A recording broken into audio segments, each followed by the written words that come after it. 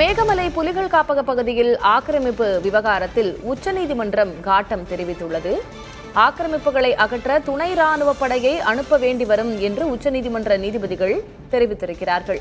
பாதுகாக்கப்பட்ட வனப்பகுதியில் எக்காரணம் கொண்டும் யாருக்கும் பட்டா வழங்கக்கூடாது என்றும் நீதிபதிகள் அறிவுறுத்தியிருக்கிறார்கள். மேகமலை புலிகள் காப்பக பகுதியில் ஆக்கிரமிப்பு விவகாரத்தில் உச்சநீதிமன்றம் காட்டமான ஒரு அறிவிப்பினை வெளியிட்டிருக்கிறது. ஆக்கிரமிப்புகளை அகற்ற துணை ராணுவ படையை அனுப்ப வேண்டி வரும் என்றிருக்கிறார்கள் உச்சநீதிமன்ற நீதிபதிகள்.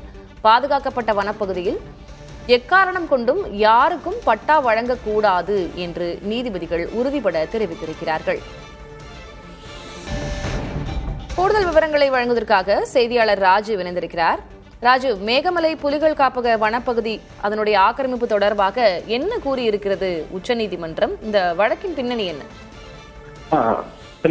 மாஜோலி, இந்த மேகமலை மற்றும் அதை சுற்றி இருக்கக்கூடிய பாதுகாக்கப்பட்ட வனப்பகுதியில் உள்ள ஆக்கிரமிப்புகளை அகற்ற கோரியதான் அந்த மனு. அதாவது மாஜோலியில் வசித்து வரும் மக்களுக்கு மாற்று ஏற்பாடு செய்ய கோரி ஜான் கென்னடி என்பவர் இந்த மனுவை தொடர்ந்தார். இந்த வழக்கு இன்று விசாரணைக்கு வந்தபொழுது தமிழ்நாடு அரசு சார்பில் பல்வேறு முக்கியவாதங்கள் முன்வைக்கப்பட்டன.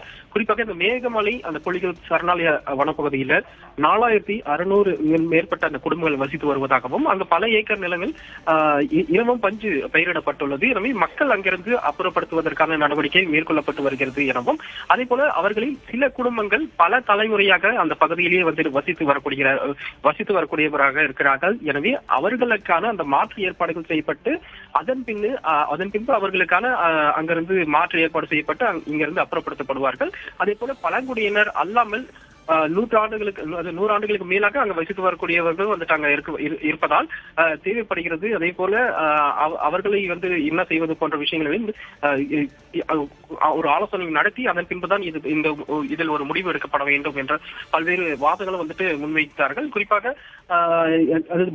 இதுக்கு நீதிபதிகள் பாதுகாக்கப்பட்ட வனப்பகுதிகளில் உள்ள விடுதிகளை மூடினால் மட்டுமே போதாது. அதே போல அது முழுவதுமையாக இடித்து அப்புறப்படுத்த வேண்டும். எந்த ஒரு ஆக்கிரமிப்பையும் வனப்பகுதியில் அனுமதிக்க முடியாது என தெரிவித்திருந்தார். அதே போல இலவம் பஞ்சு பயிரிட்டுள்ள அந்த நிலங்கள் முழுமையாகவே கைப்படுத்தப்பட வேண்டும். அதில் உள்ள ஆக்கிரமிப்புகளை முழுமையாக அகற்றப்பட்டு இலவம் பஞ்சு தோட்டங்கள் முழுமையாக அகற்றப்பட வேண்டும் என்ற ஒரு திட்டவட்டமான தனது உத்தரவையும் தற்போது தெரிவித்திருக்கின்றார். எனவே அடுத்த கட்ட அந்த விசாரணையின் போது தற்போது அடுத்த கட்ட நகர்வுகள் தெரிய வரும். விவரங்களுக்கு நன்றி ராஜு.